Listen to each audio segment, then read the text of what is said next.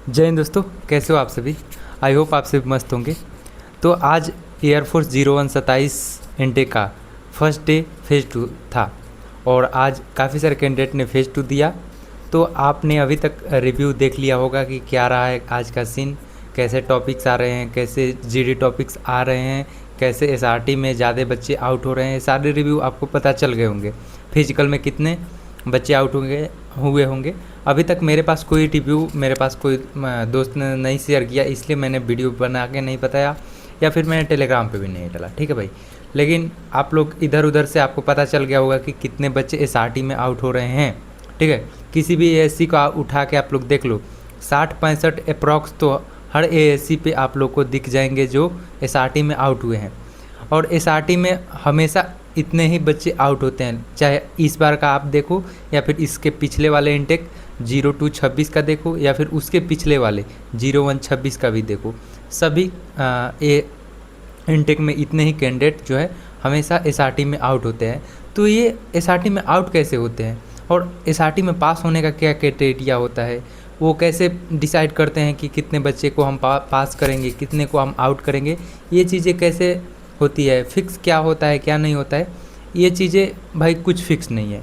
मैं बता दूं कि भाई 35 क्वेश्चंस आते हैं जो आपको 30 मिनट में अटैम्प्ट करने रहते हैं एसआरटी में। एसआरटी का मैं इसलिए बता रहा हूँ क्योंकि एसआरटी में काफ़ी सारे कैंडिडेट जो है आउट हुए हैं।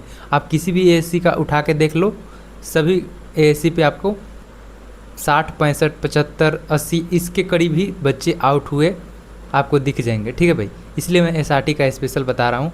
तो देखो भाई, एसआरटी में ऐसा है कि आपको 35 क्वेश्चंस मिलेंगे, 30 मिनट में करना है। और क्वेश्चंस थोड़े लंबे भी होते हैं, कंफ्यूजिंग ऑप्शन भी होते हैं, नेगेटिव ऑप्शंस भी होते हैं। आप 2 ऑप्शन में 3 ऑप्शन में कंफ्यूज हो जाते हो। लंबे क्वेश्चंस होते हैं, सारे क्वेश्चंस को अटैम्प्ट नहीं कर पाते हो, कोई क्वेश्चन छोड़ देते हो। ऐसे रीज़न होते हैं जिसकी वजह से कैंडिडेट आउट होते हैं। तो इसमें आपको टाइम मैनेजमेंट सबसे इम्पोर्टेंट है। 35 क्वेश्चंस आपको 30 मिनट में करना है, यानी अप्रॉक्स आपको 50 सेकेंड एक क्वेश्चंस पे देना है भाई। 50 सेकेंड अगर आप एक क्वेश्चंस पे दोगे तो आप प्रॉपर मतलब 30 मिनट में आप 35 क्वेश्चंस को अटैम्प्ट कर लो। सिर्फ इसमें अटैम्प्ट ही नहीं करना है, उसमें आपको क्वेश्चंस भी पढ़ना है, उसका सही ऑप्शन भी सेलेक्ट करना है। उसके बाद जो है आपको गोले भी भरने हैं, और गोले भरने में भी सावधानी बरतनी है। अगर गोले गलती से इधर की उधर भर दिए तो वो भी उसी वजह से भी आउट हो गए। तो इसलिए सारी चीज़ें आपको सावधानी बरतनी है और इतने कम टाइम में ही आपको सब करना है। इस वजह से जितने भी कैंडिडेट जिनका कि प्रैक्टिस बढ़िया से नहीं रहता है या फिर जो सही से नहीं सोच पाते हैं, क्विक डिसीजन नहीं ले पाते हैं, इस वजह से वो आउट होते हैं। तो इसका प्रैक्टिस आपको करके जाना है कि आपको जब भी कोई एसआरटी का क्वेश्चन दिखे तो कैसे आपको अटैम्प्ट करना है। आप कम से क्वेश्चंस को पढ़ो और क्विक डिसीजन लो कि ऐसे सिचुएशन में हमें क्या करना है।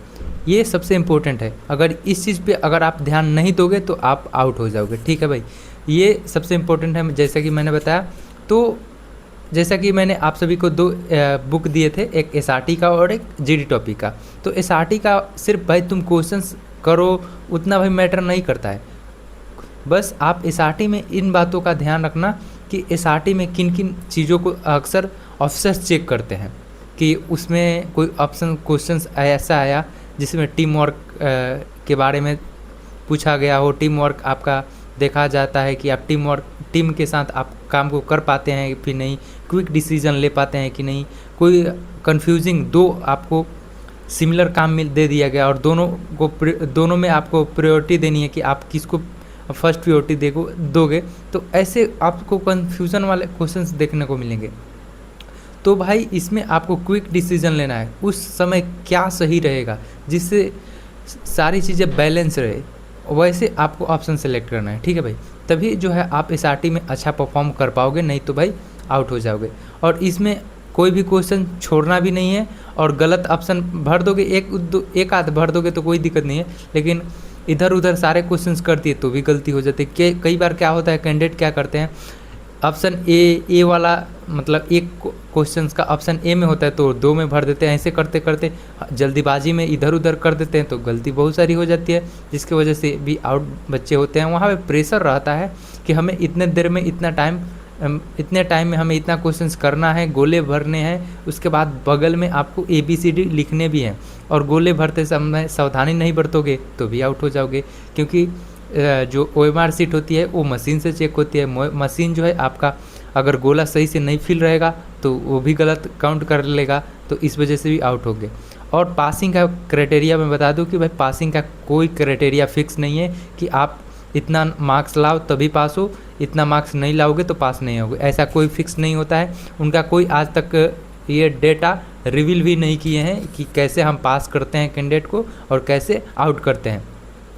बस जब वो रिजल्ट चेक करके लेकर आएंगे उनके PDF में आपका चेस्ट नंबर आ गया मतलब आप आउट हो। जी हाँ भाई, उनके PDF में अगर आपका चेस्ट नंबर आ गया तो आप आउट हो।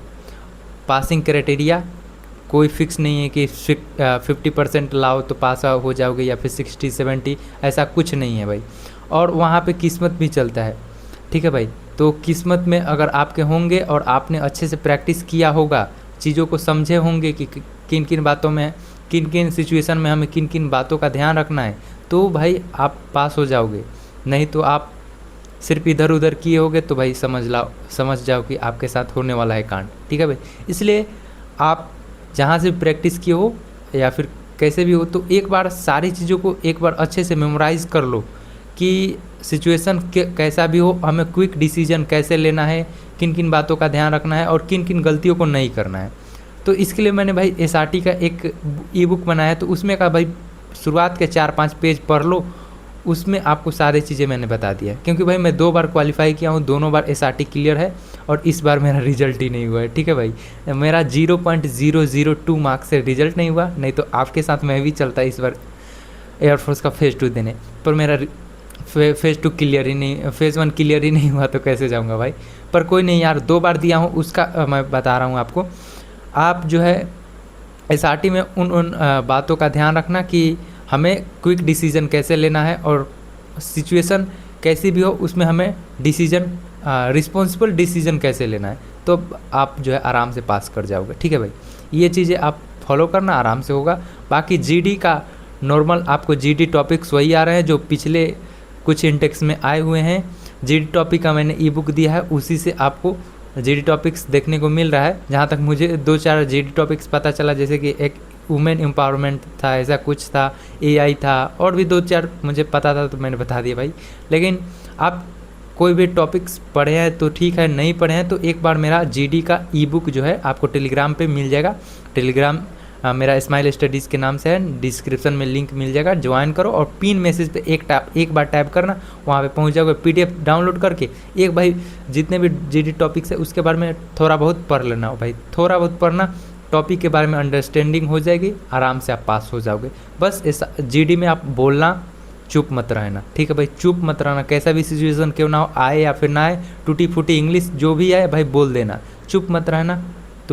तुम्हारा हाई चांसेस रहेगा कि तुम पास हो जाओ। अगर SRT पास कर लिए तो GD में बहुत कम बच्चे आउट हुए हैं। आज का रिव्यू भी देख लिए होगे, GD में बहुत बच्चे अब आउट कम होते हैं, क्योंकि पहले जब SRT नहीं था तो उस टाइम उनको आउट करने का एक ही चीज़ था, वो था GD, तो GD में दबा के आउट करते थे। लेकिन अब उनको आउट करने का एक ऐसा मिल गया है पॉइंट जो है SRT। इसमें SRT में ऐसे आउट करते हैं कि किसी को कुछ बताते भी नहीं है कि कितना % लाओगे तो पास होगे, नहीं लाओगे इतना तो पास नहीं होगे।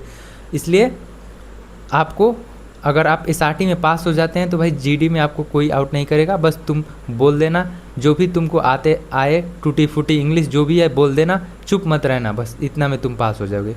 बाकी मेडिकल से रिलेटेड जो भी आपको चीज़ें जाननी हो या फिर फेज़ 2 रिलेटेड तो भाई आप पूछ सकते हो मुझसे, कमेंट करके मैं बता दूंगा, ठीक है भाई। बाकी फिजिकल भी नॉर्मल होगा, कोई होल्ड वगैरह नहीं, मतलब होगा भी तो 1 से 2 सेकेंड होल्ड रहेगा पुशअप्स में, स्क्वाट्स नॉर्मल होगा, सिटअप्स भी वो सब नॉर्मल रहेगा। तो प्रैक्टिस की होगे तो आप आराम से कर लोगे, ठीक है भाई। तो यही कुछ चीज़ें था। SRT का मैंने स्पेशल इतनी चीज़ें मैं बताया क्योंकि SRT में बहुत सारे कैंडिडेट आउट हो रहे हैं, पिछली बार भी हुए थे, इस बार भी हो रहे हैं और उससे पिछले वाले इंटेक में भी हुए थे और अगले इंटेक जो आएगा उसमें भी होंगे, क्योंकि उनको आउट करने का एक यही चीज़ है जिनमें वो दबा के आउट करते हैं। लगभग आधा तो आपका हॉल SRT में ही खाली होगा, ठीक है भाई।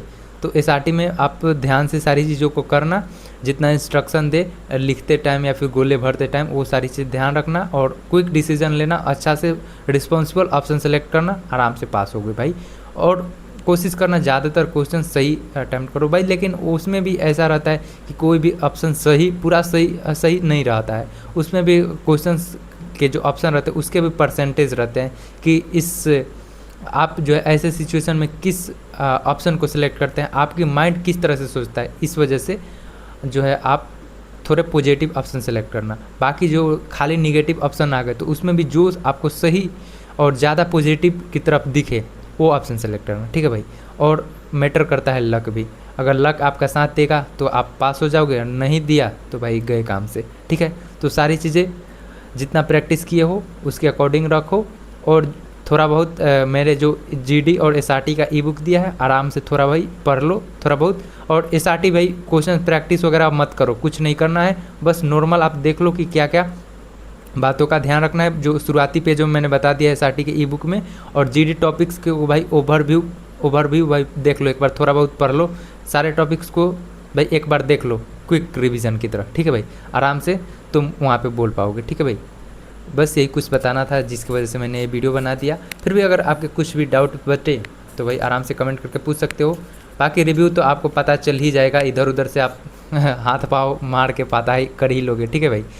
जैसे कि हम लोग भी जब फेज़ 2 की तैयारी करते थे, जब हमारा भी था तो ऐसे ही पता चल जाता था, तो आपको भी पता चल जाएगा, ठीक है। बाकी अगर मुझे कोई स्पेशल भेजता है, अगर आप में से किसी का है तो आप लोग भी भेजोगे तो भाई ज़रूर आपको मैं टेलीग्राम पे बता दूंगा, या फिर आप लोग रिव्यू दोगे यूट्यूब पे लाइव तो भी बताना, लाइव कर देंगे, ठीक है भाई। बाकी चीज़ें सही है, आप लोग अच्छे से जाओ, आप लोग का फेज़ 2 बढ़िया जाए। बेस्ट ऑफ लक, आप सब फेज़ 2 क्वालिफाई करके आप मेडिकल के लिए सेलेक्ट हो, उसके बाद बाकी मेडिकल में क्या करना है कैसे करना है वो चीज़ें मैं आपको बताता रहूँगा, ठीक है भाई। जय हिंद दोस्तों।